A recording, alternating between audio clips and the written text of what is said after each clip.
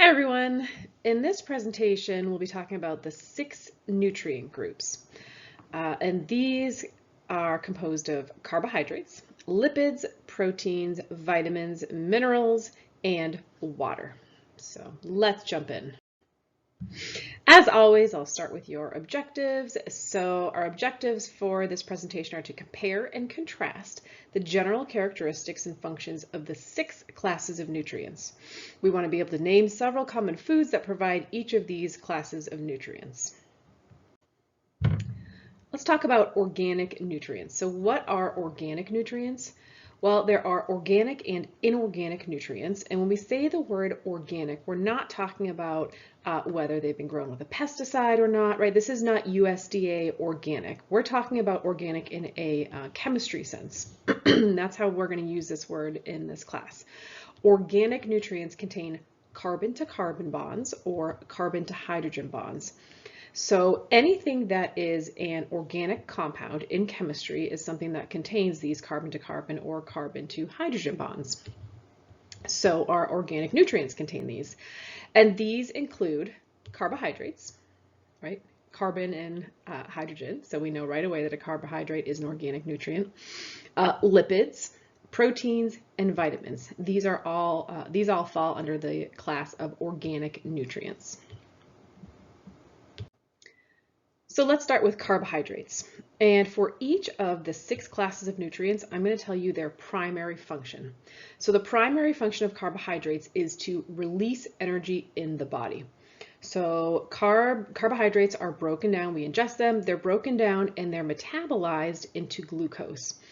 Glucose is then taken into cells and it's released from them. So our body goes through this process called cellular respiration to release the energy from the food molecules we eat. And that is the main purpose of, the main function of carbohydrates is to release energy in the body. Okay, so where do we find carbohydrates? Well, they're found in grains, they're found in vegetables, they're found in fruits, they're found in legumes, so dried beans and peas. Dairy, we know that dairy contains lactose and some other carbohydrates. So these are all going to be your sources of carbohydrates. So main function to provide energy in the body. Let's talk about lipids. The primary function of lipids is to release and store energy in the body. So just like carbohydrates, they release energy in the body. You can see another word here, store.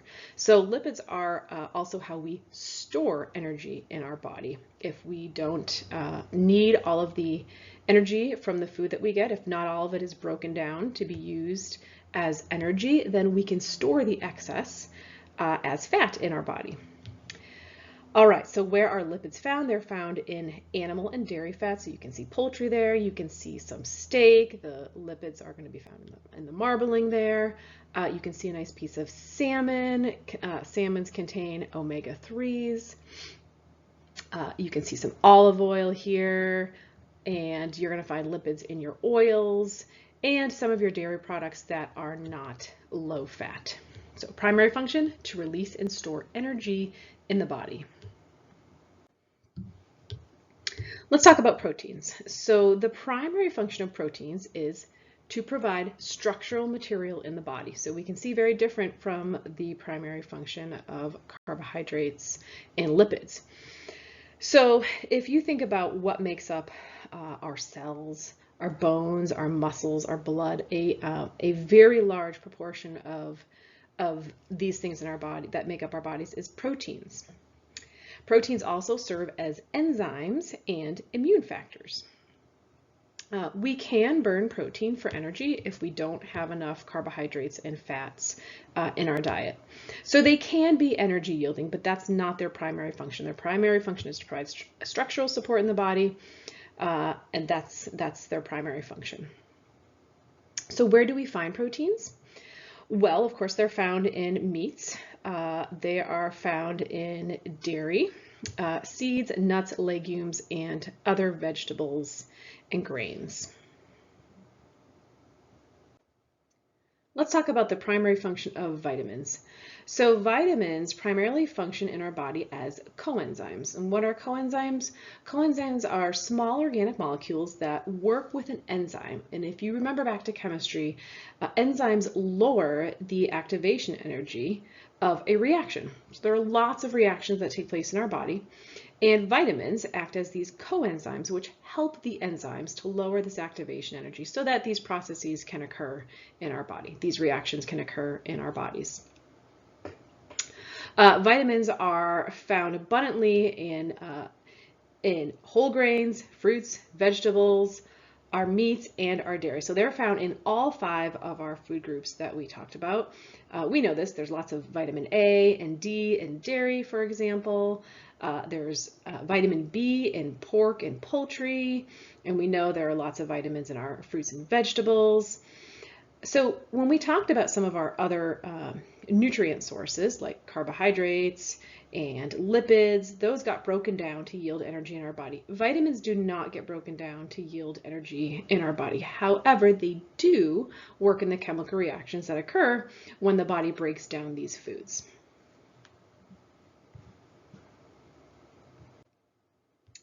So we talked about the organic nutrients. Now let's talk about inorganic nutrients. So inorganic nutrients do not contain carbon to carbon or carbon to hydrogen bonds. And these are our minerals and our waters. So minerals and waters are both classified as inorganic nutrients.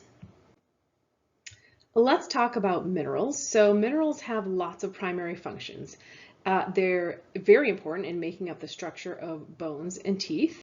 So think calcium for strong bones. They serve as electrolytes for the nervous system. So when we think about contraction of the muscles, there are some very important minerals that help us with that we need. They can help send signals throughout our body. And they're really important for water balance as well as other cellular processes. So minerals have a lot of jobs. And they're found abundantly in whole grains, dairy, meats, vegetables. So for example, some really important minerals are iron. We know that we can find iron in our, especially our red meats. Calcium, another important mineral. We can find that in dairy. So minerals have a lot of jobs in our bodies. And finally, water. We're now talking about our 6th class of nutrients. The primary functions of water are to serve in the body as a solvent, a lubricant, to transport nutrients and waste, and water also serves as the medium for chemical processes as well as temperature control. So just like minerals, water has a lot of primary functions. So the base of our bloodstream is water, for example. Okay, let's talk about where we get our water from. The best source of water is water. So that's the best way you can get water, is to just drink plain water. You can also get it from your fruit juices. You can get it from lots of fruits. For example, watermelon contains a ton of water. Lettuces contain a lot of water. Soups.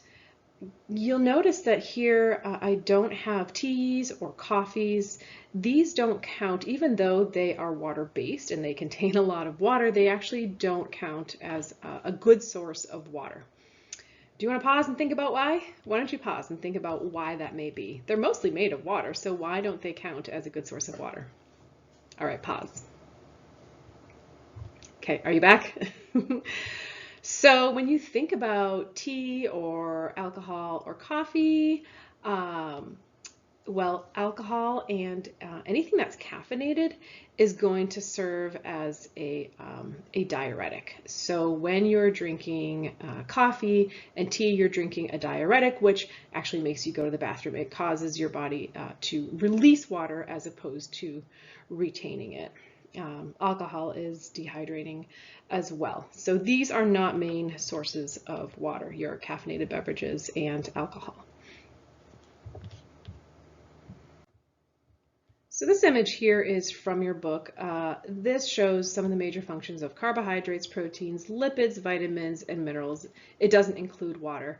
Now in the previous slides, I told you about the most important function of each of these, or some of the most important functions. Here, this just summarizes what some of these functions are. So you can see that we have carbohydrates. These are mainly, they provide energy. We have our vitamins, minerals, and water, and they're important for both regulating body processes as well as growth, development, and maintenance. And then you can see our proteins and lipids right smack in the middle there, and they're important for all three categories. Okay, so let's summarize our organic nutrients. I told you that these were our energy yielding nutrients, our carbohydrates, lipids, and proteins, and then also our vitamins. These are the 4 groups of nutrients that have carbon to carbon or carbon to hydrogen bonds. And then the 2 that fell under the inorganic nutrient category were water, so H2O, hydrogen and oxygen. We have no carbon to carbon or carbon to hydrogen bonds. And then minerals. So think back to your periodic table in chemistry class, calcium, for example, iron. So these are all going to be your elements, and they do not have carbon to carbon or carbon to hydrogen bonds. So we can group our 6 group of nutrients in terms of whether they're organic or inorganic. But we can also group them another way. So instead of thinking about whether they're inorganic or organic, we can think about whether they are macronutrients. And so these are nutrients that must be obtained in large amounts in our diet. Don't confuse this with macromolecules. If you've taken a biology class before, macromolecules refer to the size of the molecule. Macronutrients, this refers to how much we need in our diet. So for macronutrients, these are our energy yielding nutrients. This is pretty obvious, right? If we're going to use these nutrients to yield energy, we need a lot of them. So our carbohydrates, our lipids, and our proteins, and these were our organic nutrients. But water also falls under this category, right? Water, our inorganic nutrient. We also need a water in very high amounts. Water has many processes in our body that are very important, and we need a lot of it. And then we can look at our micronutrients. Again, this doesn't refer to the size of the molecule. This refers to how much we need in our diet. So our macronutrients, we need a lot of these. We need about 1 pound of carbohydrates, lipids, proteins, and waters a day. In terms of micronutrients, we can measure these on the gram or milligram scale. So we need a lot less of our micronutrients. And these are going to be our vitamins and our minerals. So macronutrients versus micronutrients. So we can classify our 6 major nutrient groups as organic or inorganic, or as macronutrients or micronutrients.